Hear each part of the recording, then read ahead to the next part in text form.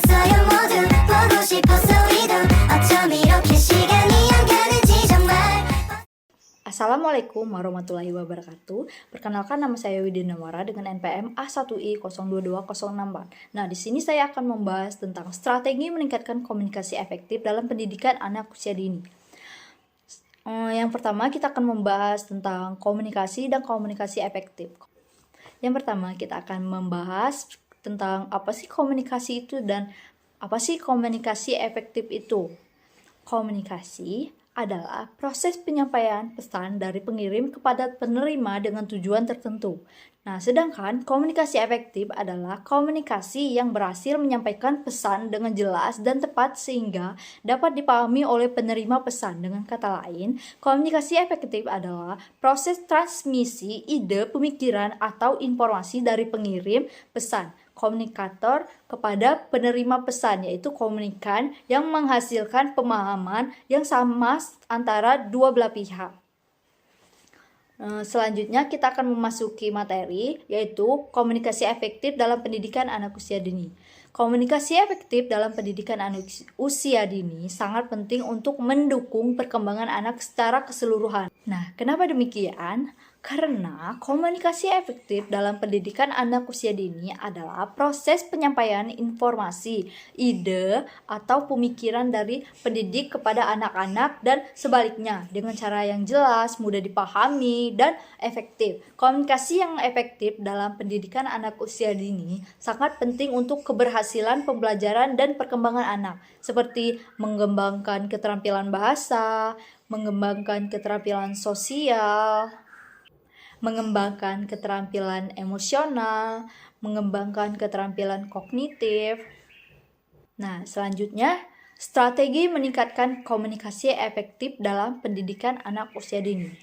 Ada beberapa strategi yang dapat diterapkan untuk meningkatkan komunikasi efektif dalam pendidikan anak usia dini, yaitu gunakan bahasa yang sesuai dengan kemampuan anak. Nah, kenapa demikian? Anak usia dini memiliki kemampuan bahasa yang masih terbatas. Oleh karena itu, penting untuk menggunakan bahasa yang sederhana dan mudah dipahami oleh anak. Misalnya, jika ingin menyampaikan pesan tentang warna, gunakan kata-kata sederhana. Hindari menggunakan istilah-istilah yang terlalu rumit atau abstrak. Selanjutnya, perhatikan bahasa tubuh dan ekspresi wajah anak.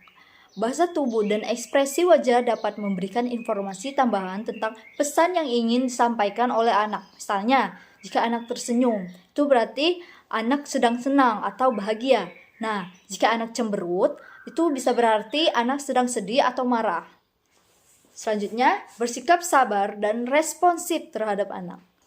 Anak usia dini membutuhkan waktu untuk belajar berkomunikasi. Oleh karena itu, penting untuk bersikap sabar dan responsif terhadap anak ketika berkomunikasi. Misalnya, jika anak berbicara dengan lambat atau tidak jelas, jangan buru-buru memotong pembicaraannya. Dengarkan anak dengan penuh perhatian dan tanyakan ulang jika Anda tidak mengerti.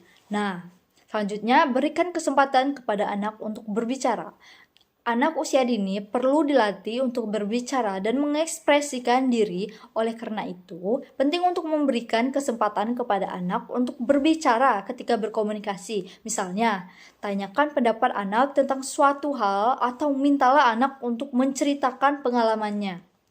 Nah, selanjutnya, jadilah teladan yang baik dalam berkomunikasi. Anak-anak belajar dengan meniru orang-orang di sekitarnya. Oleh karena itu, penting untuk menjadi teladan atau contoh yang baik dalam berkomunikasi. Misalnya, gunakan bahasa yang sopan dan santun ketika berkomunikasi dengan anak. Slide selanjutnya, cara meningkatkan komunikasi efektif dalam pendidikan anak usia dini. Berikut adalah beberapa tips tambahan untuk meningkatkan komunikasi efektif dalam pendidikan anak usia dini. Yang pertama, gunakan media yang menarik dan interaktif. Media yang menarik dan interaktif dapat membantu anak untuk lebih memahami pesan yang disampaikan. Misalnya, gunakan gambar, video, atau lagu untuk menyampaikan pesan.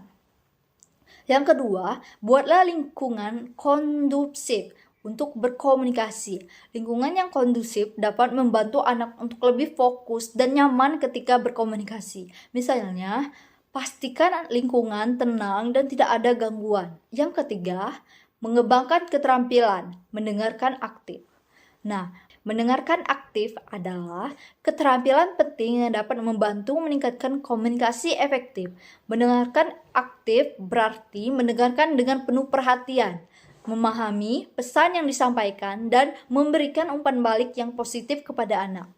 Nah, selanjutnya, memberikan umpan balik yang positif. Umpan balik yang positif dapat membantu anak untuk merasa lebih dihargai dan termotivasi untuk berkomunikasi. Misalnya, berikan pujian kepada anak ketika anak berhasil berkomunikasi dengan baik dan benar. Nah, dari pembahasan yang telah saya jelaskan tadi, dapat disimpulkan bahwa komunikasi efektif adalah keterampilan yang penting untuk dimiliki oleh setiap orang. Keterampilan ini dapat dipelajari dan dikembangkan termasuk dalam pendidikan anak usia dini. Dengan menerapkan strategi dan tips yang tepat, pendidik dapat membantu anak untuk mengembangkan keterampilan komunikasi secara keseluruhan.